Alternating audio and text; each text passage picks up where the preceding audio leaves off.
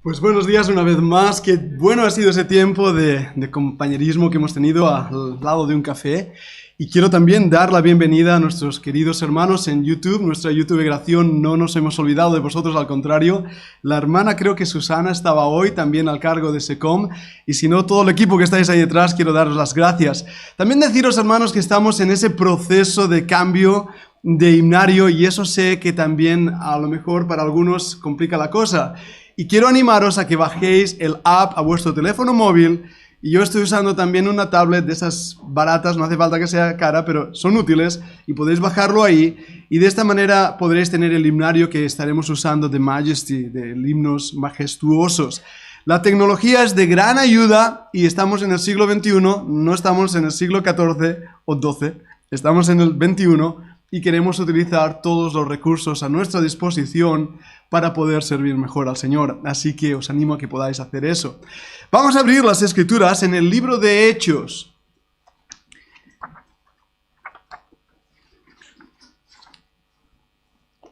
Antes de poder tener el estudio, la meditación, predicación en esta mañana, deseo abrir un poco mi corazón y expresar la carga, el motivo que está empujándome también a hacer el tipo de mensaje que vamos a tener esta mañana. Creo que todos somos muy conscientes del tiempo en que estamos viviendo. De hecho, ahí en la entrada estamos viendo que hay una bandera, hay refugiados, hay guerra, estamos en guerra. Esa es la realidad y no quiero asustar a nadie. Si os dais cuenta, las cosas están cambiando y existe una gran posibilidad de que aún cambie más. ¿Qué pasaría si entráramos en guerra real? ¿Qué pasaría si la gasolina subiera tanto que no pudierais venir aquí a los cultos? Porque no podríais pagar la gasolina. ¿Qué pasaría si hubiera un conflicto bélico, tanques en la calle, que no pudieras a unos del mismo pueblo venir a este local? ¿Dónde estaría la iglesia?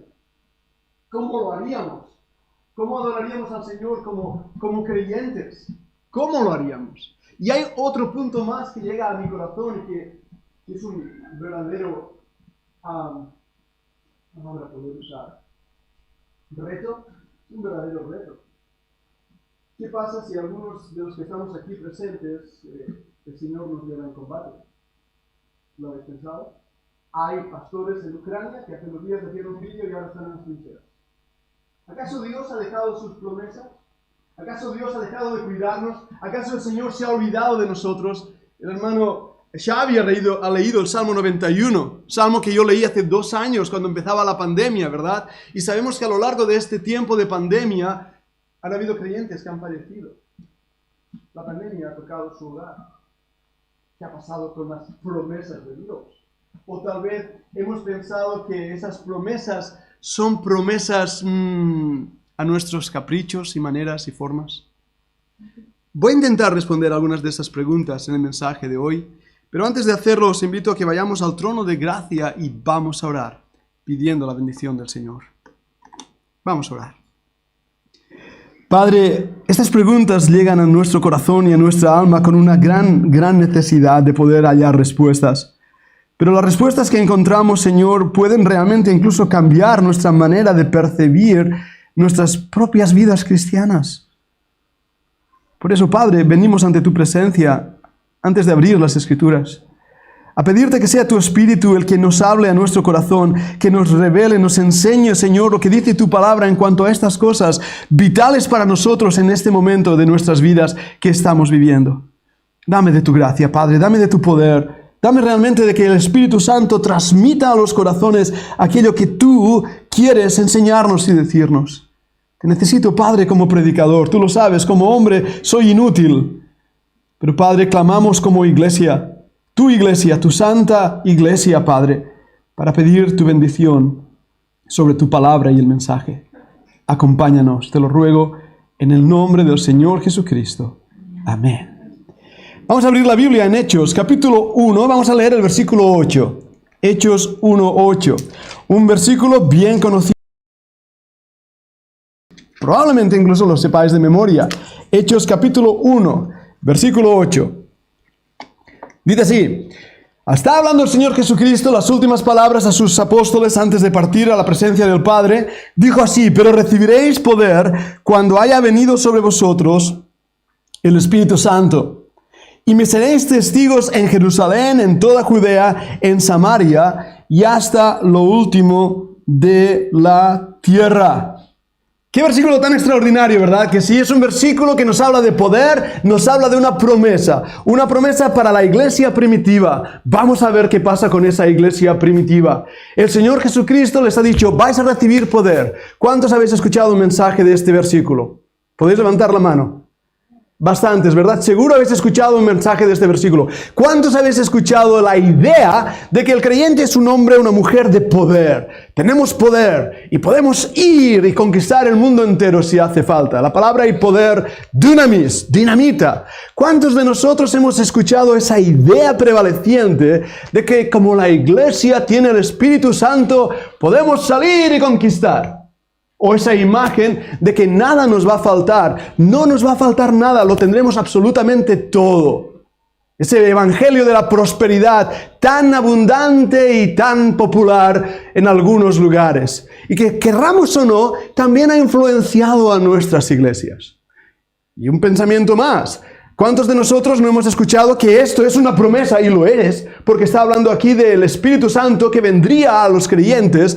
¿Cuántos de nosotros no nos hemos visto con esa tacitura de ¿es una promesa igual que las otras? ¿Es una promesa relacionada conmigo? ¿Y qué otras promesas tengo? Y empezamos a buscar promesas en la Biblia, ¿verdad que sí? Hay libros de promesas. Hay libros que nos dicen: Dios te ha prometido. Y vamos al Salmo 91, por citar algo que es fresco, porque lo hemos leído esta mañana, y leemos ahí: no va a tocar plaga tu morada. Y de repente cogemos el COVID.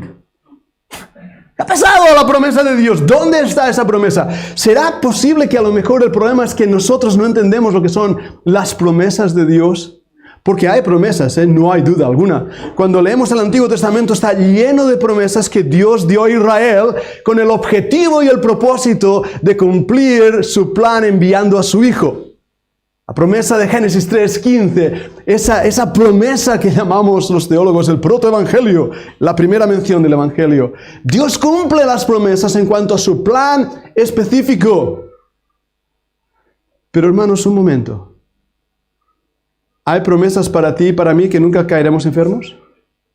¿Hay promesas para ti y para mí que nunca pasaremos hambre? ¿Hay promesas para ti y para mí que no nos faltará nada de lo que deseemos? No, esas no son las promesas de Dios. Las promesas que Dios nos ha dado tienen que ver con nuestra seguridad eterna y con el propósito de Dios que pase lo que pase, Él va a cumplir su propósito en este mundo. Enviando a su Hijo, cuidando a su nación Israel para cumplir ese propósito y a su iglesia, Dios ha prometido darnos el Espíritu Santo y lo tenemos. Pero Dios nunca ha prometido un camino fácil. ¿Y cuánto nos cuesta entender esto? ¿Y cuál es el resultado de lo que estoy diciendo? De que muchos agarrando este versículo y diciendo: es una promesa de Dios y vas a recibir el poder. Puedo imitar a esos predicadores famosos, ¿verdad que sí? ¿Cuál es el problema? Que cuando vemos que esa promesa que nos han vendido no se cumple, nos sentimos decepcionados. Y empezamos a decir: ¿dónde está Dios? Pensé que no iba a estar enfermo. Pensé que iba a tener poder, pensé que, pero no estamos basándonos en la palabra de Dios. Y déjame decirte algo: si escuchas a un predicador diciéndote estas cosas que ahora estoy diciendo, que no vas a estar enfermo, que todo te irá bien, y bla, bla, bla, bla, bla, dile de mi parte que ese es un falso evangelio. El que quiera vivir piadosamente sufrirá persecución. Fue lo que el Señor Jesucristo dijo. Y hoy en este pasaje, en la predicación, mi objetivo es decir: bien, entendamos primeramente este versículo dándonos una responsabilidad directa a los apóstoles, de retoque a nosotros, o de rebote a nosotros. ¿Tenemos el Espíritu Santo? Sí, claro. Ese es su poder en Él, no en nosotros. Tenemos la responsabilidad de ser testigos. Y ahora, ¿qué quiere decir ser testigos? Correcto. Pero vamos a ver qué significa eso. Porque si queremos ser como la iglesia primitiva, Vamos a ver qué pasó después de este versículo. ¿Queréis acompañarme? Vamos un momento a Jerusalén. Se encuentra muy cerca, delante mismo del Monte de los Olivos, bajando ahí en Kidron, en el valle Kidron, subes hacia arriba y hay un edificio antiguo, siglo I, ahí es el aposento alto. En ese lugar y alrededor de ahí se encuentran reunidos la iglesia primitiva. Se han salvado muchos predicando y están ahí gozosos en el Señor. Vayamos al capítulo 2, versículo 41. Hechos, sí, voy a estar leyendo todo el rato en el libro de Hechos. Hechos 2, 41. Así que los que recibieron su palabra fueron bautizados, se añadieron aquel día como 3,000 personas. ¡Buah! ¿Te imaginas de repente 3,000 personas en la iglesia? Yo me pongo contento cuando vienen 3 de visita. Pues imagínate 3,000. Y perseveraban en la doctrina de los apóstoles, en la comunión unos con otros, en el partimiento del pan, en las oraciones. Y sobrevino temor a toda persona, y muchas maravillas y señales eran hechas por los apóstoles. Todos los que habían creído estaban juntos y tenían en común todas las cosas, y vendían sus propiedades y sus bienes, y lo repartían a todos según la necesidad de cada uno, y perseverando unánimes cada día en el templo, y partiendo el pan en las casas, comían juntos con alegría y sencillez de corazón, alabando a Dios y teniendo favor con todo el pueblo, y el Señor añadía cada día a la iglesia a los que habían de ser salvos. ¡Wow! ¿Qué fotografía de la primera iglesia? Una iglesia de poder y una iglesia también que tiene poder para reunirse. ¿Verdad que sí? ¿Querés que continúe por ahí el mensaje? Porque está ahí. Pero el mensaje no va a continuar por ahí. Porque esa iglesia primitiva que está gozándose, porque el Señor ha tocado muchísimos corazones que estaban viviendo en tinieblas, pronto va a descubrir la realidad de que el discípulo no es mayor que su Señor.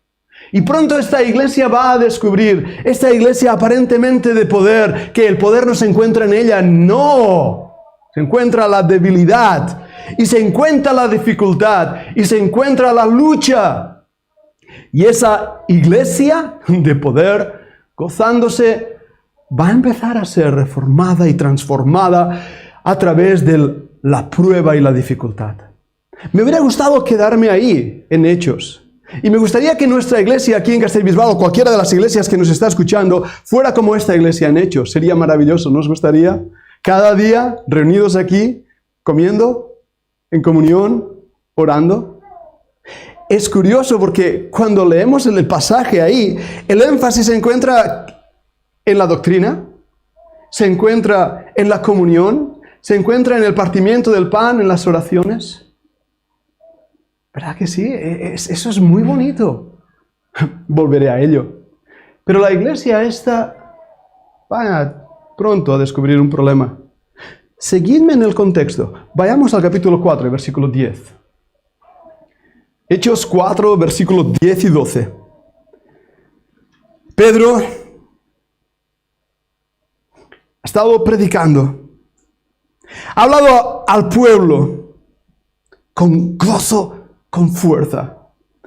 Capítulo 4, versículo 1 dice: hablando ellos al pueblo, vinieron sobre ellos los sacerdotes con el jefe de la guardia del templo y los saduceos. Mira el versículo 2. Resentidos de que enseñasen al pueblo y anunciasen en Jesús la resurrección de entre los muertos. Y les echaron mano y los pusieron en la cárcel hasta el día siguiente, porque era ya tarde. ¿Qué ha pasado aquí? ¿Qué han hecho? ¿Por qué? En el capítulo 2 vemos a la iglesia con gozo, reunida, alabando a Dios, perseverando unánimes. El pueblo estaba contento. ¿Qué ha pasado? ¿Sabes dónde está la respuesta a qué ha pasado? Mira, se encuentra en el capítulo 3. Si no lo he leído, lo podéis leer en casa. Pero mira el versículo 18. Pedro está ahí predicando, pero Dios ha cumplido así lo que había antes anunciado por boca de todos sus profetas, que Jesucristo había de padecer. Así que arrepentíos y convertíos para que sean borrados vuestros pecados, para que venga de la presencia del Señor tiempos de refrigerio, y Él envíe a Jesucristo, que os fue antes anunciado, a quien de cierto es necesario que el cielo reciba hasta los tiempos de la restauración de todas las cosas de que habló Dios por boca de sus santos profetas, que han sido desde el tiempo antiguo, porque Moisés dijo a los padres, el Señor vuestro Dios os levantará profeta de entre vuestros hermanos, como a mí, a él oiréis en todas las cosas que os hable. ¿Por qué hubo ese cambio? Porque Pedro anunció que Jesucristo era el Mesías. Porque Pedro anunció un mensaje de arrepentimiento y como resultado, los líderes religiosos se vieron ofendidos. ¿Ves el cambio? Y ahora, esa iglesia que tiene poder, esa iglesia que está feliz, empieza a encontrar la oposición, porque su mensaje ofende. Su mensaje ofende. Y ofende porque está apuntando a Jesucristo como el único nombre dado a los hombres en que podamos ser salvos. ¿Me seguís? Porque desde el poder y el gozo, ahora vamos a ver la prohibición. Y vamos al capítulo 4 y versículo 10 y 12 y 13 al 21. 4:10. Sea notorio a todos vosotros y a todo el pueblo de Israel que en el nombre de Jesucristo de Nazaret, a quien vosotros crucificasteis y a quien Dios resucitó de los muertos, por él este hombre está en vuestra presencia sano. Este Jesús es la piedra reprobada por vosotros los edificadores, la cual ha venido a ser cabeza del ángulo.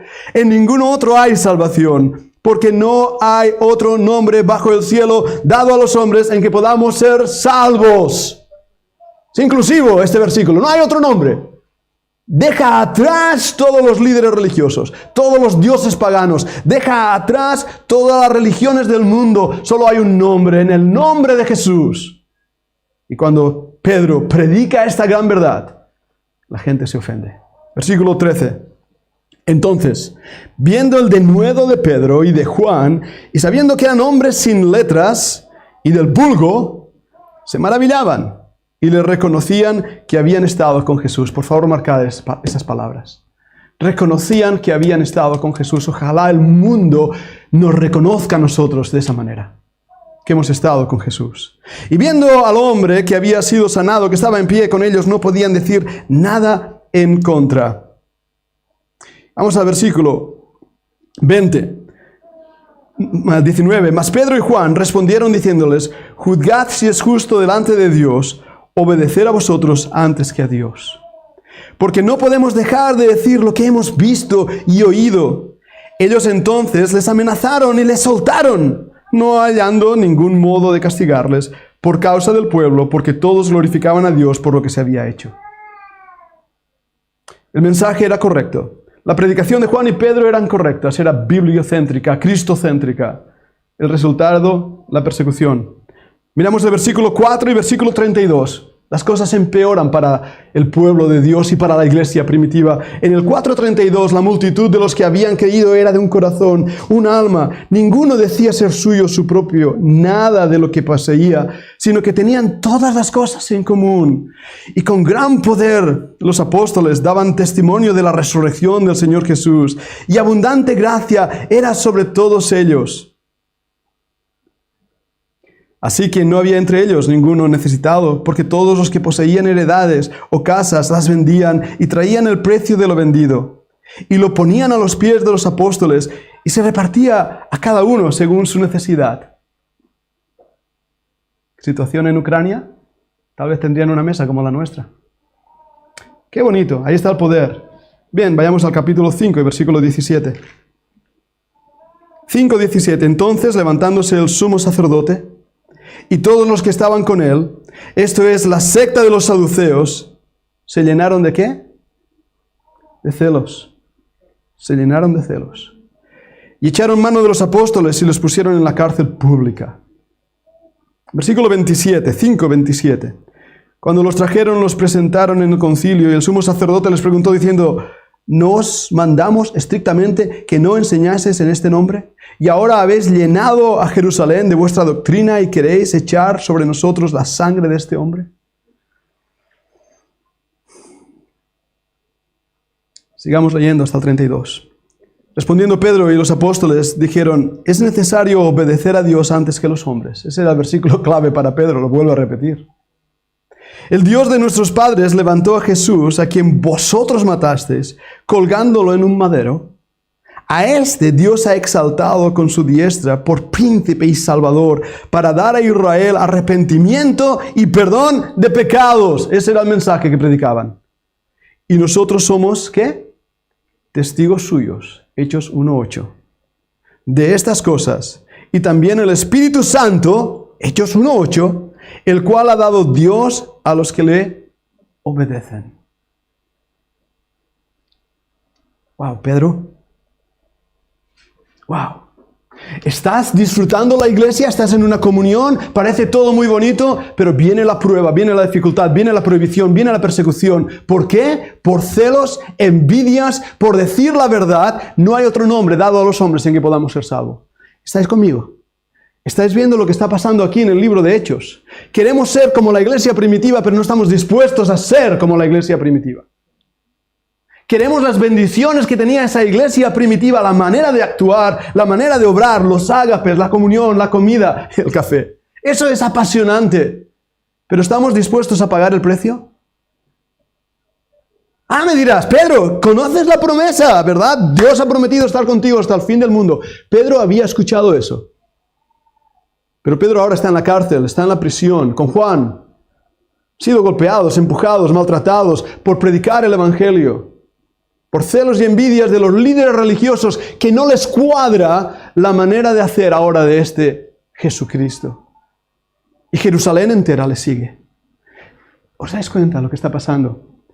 Pero ahí no termina la cosa. Vamos a avanzar un poco más en la historia de la iglesia primitiva, yéndonos ahora al capítulo 7. Hay una prohibición, hay una persecución, hay una prisión. Pero vayamos al 7:54. Y todos reconoceréis ahí en el 7 esa predicación extraordinaria. Leedla en casa, no lo leo por ahorrar un poco más de tiempo. El capítulo 7, el versículo 51, Esteban está predicando, dice, duros de cerviz e incircuncisos de corazón y de oídos, vosotros resistís siempre al Espíritu Santo como vuestros padres, así también vosotros. El 7:51 muestra el poder de la predicación de Esteban. No tenía nada que cortar en sus labios. Eso ofendió a la gente que lo escuchaba. Cuando dijo, duros de cerviz. Es como si yo dijera cabeza hueca. Insulta, muestra el dolor. ¿Y sabéis por qué? Porque esa expresión duros de cerviz, los judíos sabían que se refería a los asnos en el Antiguo Testamento, que no podían ser usados para el sacrificio, porque tenían la cerviz dura. Y lo que se hacía con ellos era partirles el cuello, la cabeza, la cerviz. Porque no eran redimibles.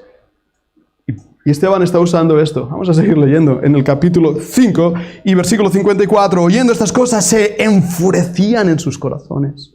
Y crujían los dientes contra él. Pero Esteban, lleno del Espíritu Santo, puestos los ojos en el cielo, vio la gloria de Dios y a Jesús que estaba a la diestra de Dios. ¿Cómo estaba Esteban? Lleno del Espíritu Santo. ¿Dónde estaba Esteban? Estaba en un lugar donde iba a ser apedreado. Ser lleno del Espíritu Santo no quiere decir dar botes. Tú puedes morir lleno del Espíritu Santo. Y dijo, he aquí veo los cielos abiertos y el Hijo del Hombre que está en la diestra de Dios. Entonces ellos, dando grandes voces, se taparon los oídos y arremetieron a una contra él y echándole fuera de la ciudad le apedrearon. Y los testigos pusieron sus ropas a los pies de un joven que se llamaba Saulo. Y apedreaban a Esteban mientras él invocaba y decía, Señor Jesús, recibe mi espíritu. Y puesto de rodillas, clamó a gran voz, Señor, no les tomes en cuenta este pecado. Y habiendo dicho esto, durmió. ¿Os dais cuenta de lo que estoy intentando? ¿Hacia dónde me dirijo en el mensaje? ¿Os dais cuenta? Lleno del Espíritu Santo, haciendo la voluntad de Dios, predicando la verdad del Evangelio, anunciando las buenas nuevas de salvación, en el poder de su Santo Espíritu, con la seguridad que Dios está a mi lado. ¿Pero dónde está Esteban? Siendo apedreado. Nos damos cuenta de ello. Nos damos cuenta. termino con un ejemplo más, antes de recapitular y tomar aplicaciones para nuestra propia vida. Vayamos al siguiente capítulo. Esteban ha sido apedreado, ha muerto. Hoy en día en Jerusalén puedes visitar el supuesto lugar donde había estado muerto. Pero ahí hay un hombre. Hay un hombre que es fariseo, perfecto, religiosamente poderoso. Vamos al capítulo 8 y versículos 3 y 4. Dice así: y Saulo asolaba la iglesia y entrando casa por casa, arrastraba a hombres y a mujeres y los entregaba en la cárcel. Pero los que fueron esparcidos iban por todas partes anunciando el evangelio. Capítulo 9, versículo 1. Saulo, respirando aún amenazas y muerte contra los discípulos del Señor, vino al sumo sacerdote y le pidió cartas para las sinagogas de Damasco, a fin de que si hallase algún hombre o mujer de este camino, los trajese presos a Jerusalén. Todos sabemos cómo termina Saulo, pero imagínate que ahora tú estás en casa, Carlos, viene alguien, un varón fuerte, más que tú y que yo, y toma a Dana, y toma a tu hijo, y te toma a ti, y te lleva a prisión. Imagínate, Pili, que eso pasa. Imaginaros que ahora entren por esa puerta ahí hombres armados y empiecen a disparar contra todos nosotros. ¿Acaso no está Dios con nosotros? ¿Dónde están sus promesas? ¿Hemos convertido el cristianismo en algo que nos debe asegurar pan y circo, como en Roma? ¿Hemos convertido el cristianismo en algo que debe intentar cubrirnos para que no suframos? ¿Qué aprendemos de la iglesia primitiva? ¿No tenemos el poder del Espíritu? ¿No tenemos las promesas dadas por Dios? ¿Qué ha pasado? Bien, vamos a intentar centrar nuestro pensamiento en una realidad. La realidad es que Dios está con nosotros, pase lo que pase. Y Dios está con nosotros a pesar de lo que pase. Dios nunca nos ha prometido un camino fácil. Este mundo es un lugar perfecto para el sufrimiento. Perfecto. Y caemos enfermos. Recuerdo claramente cuando 7 años atrás, ahora me diagnosticaron cáncer. Os soy sincero, y tal vez era por mi entrenamiento, en mi mente joven, pensé que nunca iba a estar enfermo y de repente, ¡boom! Señor, ¿qué ha pasado? Bueno, que soy mortal. ¿Qué aprendemos de la iglesia primitiva, hermanos? Es que tenían el poder, tenían el gozo, pero también vivían en un mundo imperfecto, lleno de pecado, que el diablo odia a la iglesia de Cristo. Y van a ser llevados a prisión, y van a ser apedreados, hombres y mujeres, arrastrados y puestos en prisión, muertos por causa del Evangelio.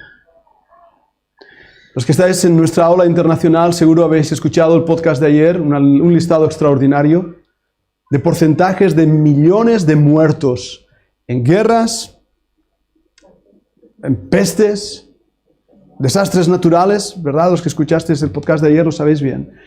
Un porcentaje que, pensad un momento, 85 millones de personas muertas en un conflicto bélico. ¿No habrá creyentes? ¿No habrá creyentes en Ucrania ahora? Claro que sí. Claro que sí. ¿Está el Señor con ellos? Sí. ¿Los librará Dios de una bala errante con su nombre escrito? Puede ser que sí o puede ser que no. Porque somos inmortales hasta que llega el momento que Dios nos llame a su presencia. ¿Qué aprendemos de la iglesia primitiva? Pues aprendemos varias cosas, y dejadme ir rápidamente a mis notas. Primeramente, el poder no se encuentra en nosotros, amados míos. Se encuentra en el Espíritu Santo y en la palabra. No hay hombres poderosos. Somos siervos inútiles. ¿Y cuánto me gustaría que pudieran los predicadores y pastores entender esto? Que se nos sube a la cabeza no sé qué, que somos siervos inútiles, que nuestra labor es predicar el Evangelio fielmente porque daremos cuenta a Dios. Y que nuestra misión y responsabilidad es cuidar la grey que es de Dios, que no es mía. Esto no es mi chiringuito.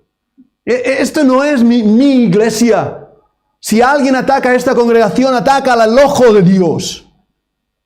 Porque esta congregación es de Dios mismo. No es mía. Dios puede cliquear sus dedos y, hermanos, yo desaparezco. Soy mortal como el más mortal. Puedo salir de esa puerta y caerme un tocho en la cabeza. Sino un satélite al paso que vamos. Pero Dios es el Señor de esta iglesia. Y el poder se encuentra en ti y en mí porque el Espíritu Santo está en nosotros. Y eso quiere decir que podemos vivir en un valle oscuro, pero Dios estará conmigo. Cuando pasares por las aguas, yo seré contigo, los ríos no te negarán. Cuando cruzares por el fuego, la llama no arderá en ti. Cuando, ¿qué? Pasares por las aguas y cruzares por el fuego. Dios no va a librarte de ello. No caigamos en el error de pensar que porque somos creyentes no vamos a sufrir, porque es muy probable que suframos. Y los que estáis enfermos y enfermas, sabéis lo que se refiere a eso. Y los que estamos sanos no entendemos cuando a alguien le duele hasta las pestañas. Pero la fe que no nos falte, porque el poder de Dios nos sostiene, sabiendo que su gracia es suficiente en cualquier situación, porque sus promesas no son, no te va a tocar una peste. Pues toma, he cogido COVID 3 veces. Porque esa no era la promesa de Dios. La promesa de Dios es, a pesar que agarres el bicho, yo voy a estar contigo.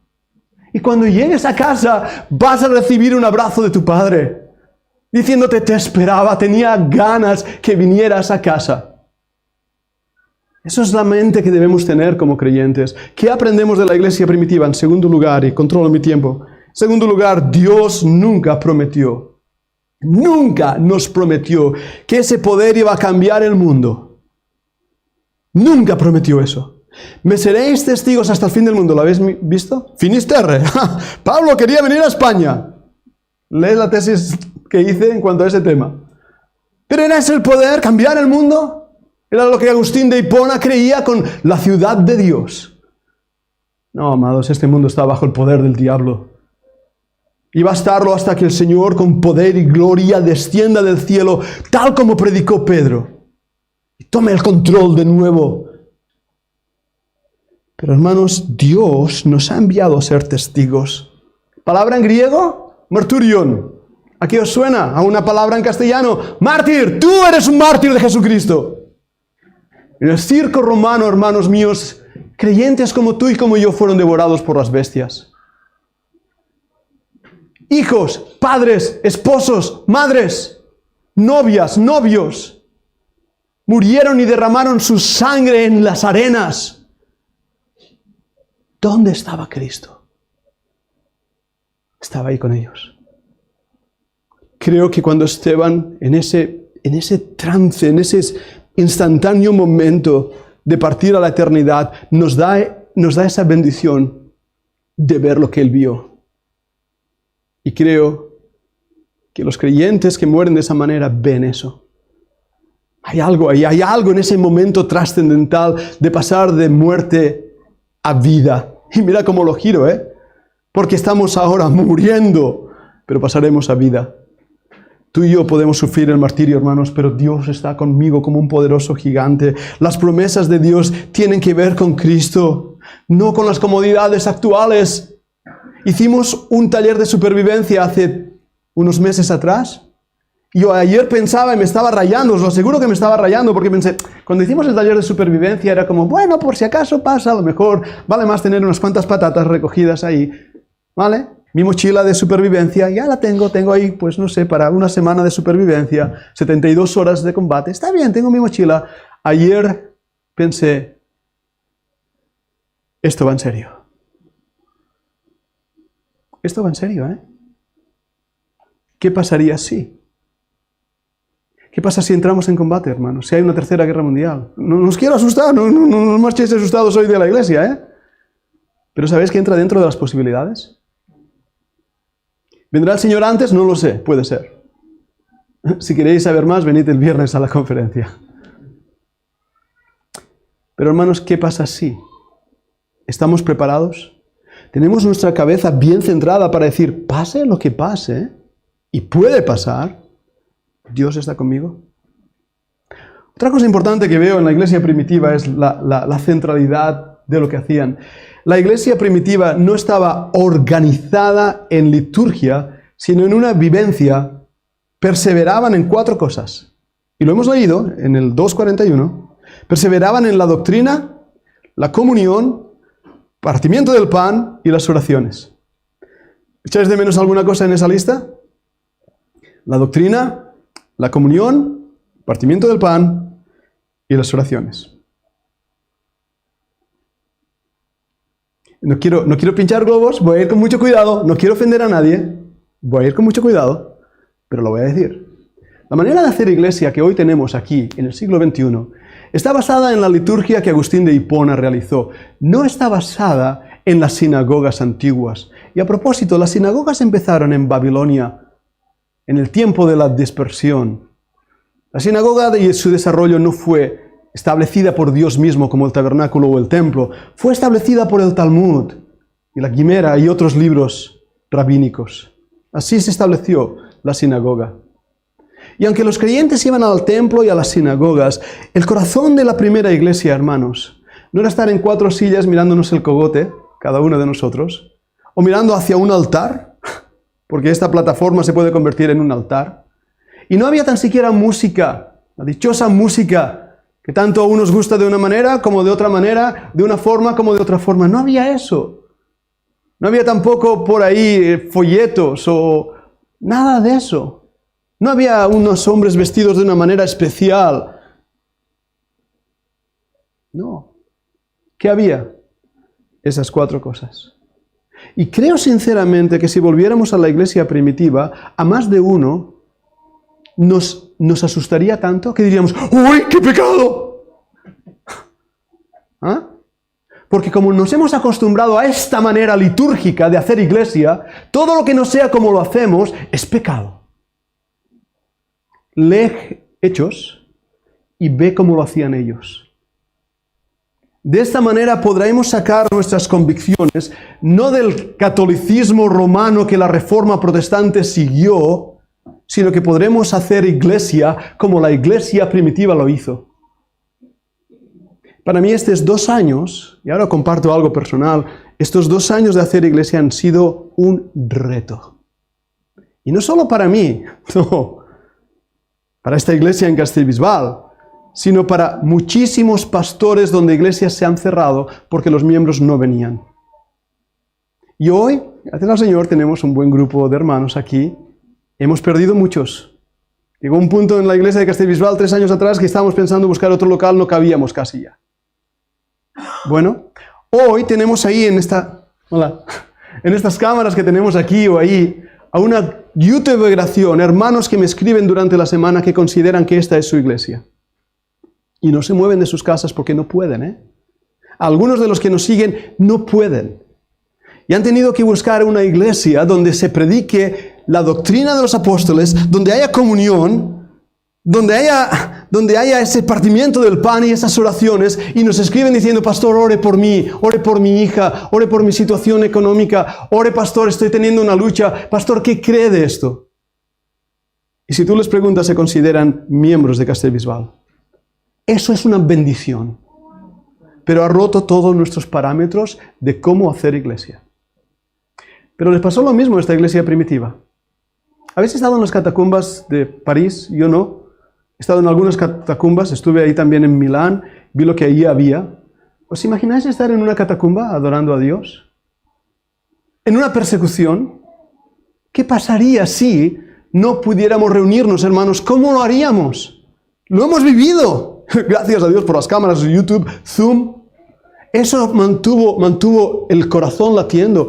Pero hubieron hermanos que su corazón se fue alejando. Porque la persecución también tiene esa particularidad de probar los corazones. De ver realmente hasta qué punto estamos dispuestos a pagar el precio y seguir adelante. Esta vez basándonos si Dios está conmigo. O si acaso estoy intentando seguir lo que Agustín de Hipona nos dijo. Y espero que entendáis bien mi corazón en lo que estoy diciendo. La iglesia primitiva tenía el Evangelio como centro de su mensaje. Cuando he leído en los pasajes de la predicación de Pedro, y podéis leerlo en casa, vais a descubrir tres cosas. Era cristocéntrico, hablaba del arrepentimiento y hablaba de la segunda venida. Y eso es lo que quiero que suene en esta iglesia, que nuestro mensaje sea Cristo, Cristo y solamente Cristo. Desde Génesis al Apocalipsis, esa unión es Cristo. Y estamos aquí por Cristo, aunque sé que en algunas iglesias, y a lo mejor nos pasa en la nuestra, la gente viene porque encuentra un grupo de amigos. Y lo pasa bien. Y es aceptado y querido, y tienes un grupo de amigos. También pasa eso con grupos sectarios, ¿verdad que sí? Eso pasa. Pero eso no es lo que debe traerte a una iglesia, sino que debe traerte Cristo. Y aunque te duela y me duela, arrepéntete de tus pecados. Arrepiéntete. Porque lo único que nos va a dar vida es que nos arrepentamos de nuestros pecados. El Evangelio no es un capricho. Es el llamado a todo hombre, a toda mujer, que se arrepienta de sus pecados, porque Cristo murió en la cruz del Gólgota para lavarte de los pecados. Arrepentimiento debe formar parte del mensaje y más ahora. ¿Sabéis? Seguro habéis oído que antes de que alguien fuera ahorcado o muerto, el cura venía y le decía, a ver, ¿quieres confesar tus pecados? Al cura. Hermanos, no confieses tus pecados a un hombre, pero confiésalos a Dios. Porque hoy puede ser que Dios te llame a su presencia. ¿Y cómo estarías? ¿Cómo estaría? Si Él nos lleva y alguno de vosotros queda atrás por no haberse arrepentido de sus pecados. Era cristocéntrico, era de arrepentimiento, pero era de la segunda venida. Yo creo, amados míos, que el Señor viene ya. Viene ya. No tengo otra explicación que esta, que el Señor viene ya. No puedo a veces ni pensar de aquí a 5 años. Antes planeaba mi vida en bloques de 5 años y en bloques de 10 años. En metas a corto plazo, metas a largo plazo. Sabía dónde quería ir. Nunca llegaba, pero sabía dónde quería ir. Ahí estaba luchando. Ahora digo, el año que viene iremos a Estados Unidos. Ya. ¿Cuántas veces dijimos en estos 2 últimos años antes de la pandemia, cada año iremos a Israel, estaremos ahí ministrando en Jerusalén, estaremos con mis hermanos Scott, Hugo, los hermanos que están ahí queridos, la iglesia en Tel Aviv, vamos a hacer esto y aquello y lo otro. Ahora miro al Señor y digo, Señor, lo que tú quieras. Lo que tú quieras. Cristo es el centro de nuestra vida, hermanos, y no es Cristo y... No hay seguridad en la tierra, ¿lo habéis visto? No la hay. No os dé miedo, este no es nuestro hogar. No hay una prosperidad. Dios no es el mago de la lámpara maravillosa que le soplas. Dame 3 deseos. Pides 2 y el último, quiero 3 más. Ahí está el truco, lo sabíais, ¿no? Y siempre lo haces así. 3 deseos, el último, quiero 3 más. Y el mago no se niega. Dios no es así. Dios es tu Padre, tu amigo, sí, pero es tu Señor, Y hermanos, no vamos a ser librados de la enfermedad, no vamos a ser librados del dolor, no vamos a ser librados del sufrimiento, no vamos a ser librados de una guerra, no, porque este mundo es así. Y es que Dios ha perdido el control, no, Dios está en su trono. Pero tú y yo somos hijos de Adán, como cualquier otro mortal. Y como cualquier otro mortal, sufriremos. Padeceremos. Lucharemos. Y tendremos alegrías. Y nos enamoraremos. Y amaremos con todo el corazón. Y tendremos burbujas en la barriga y gozo en la vida. Y cenaremos una buena comida. Y abrazaremos a nuestros seres queridos. Y lloraremos. Forma parte de Adán. Pero contigo está el poder del Espíritu Santo. Y todos esos sentidos y sentimientos cambian cuando el Espíritu me controla. Y cuando ya no muestro el poder de la carne, la lujuria y el pecado, sino que muestro el fruto. Y aunque ande en valle de sombra de muerte, no temeré mal alguno, porque tú estarás conmigo. Y el versículo que dice, Jehová es mi pastor, nada me faltará. En hebreo dice, Él no me faltará. ¿Ves la diferencia? Dile a los que han muerto de hambre, 300.000 personas diarias en peligro de hambre, diarias. ¿Cuántos creyentes están ahí? Y diles ese versículo, el Señor está contigo, nada te faltará. Y él dirá, pues me falta un plato de comida hoy. ¿Dios me ha fallado? No. Te falta el plato de comida, pero Él no te faltará. Te da fuerza. Yo sé que esto rompe, lo sé, rompe burbujas, lo sé. La prohibición de los hombres, que estos pastores, Pedro y Juan, perdonadme, tuvieron, la prohibición de los hombres no les hizo parar en su obediencia a Dios. Ya termino en estos puntos. Las dificultades no nos deben hacer parar. La prohibición de predicar el Evangelio no nos debe hacer parar.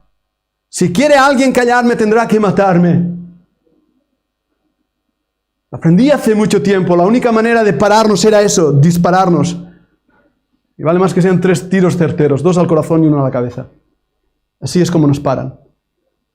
Porque si no avanzamos, los celos, las envidias, cuando deberíamos servir juntos al Señor, y lo que hacen esta gente religiosa es frenar lo que Dios está haciendo.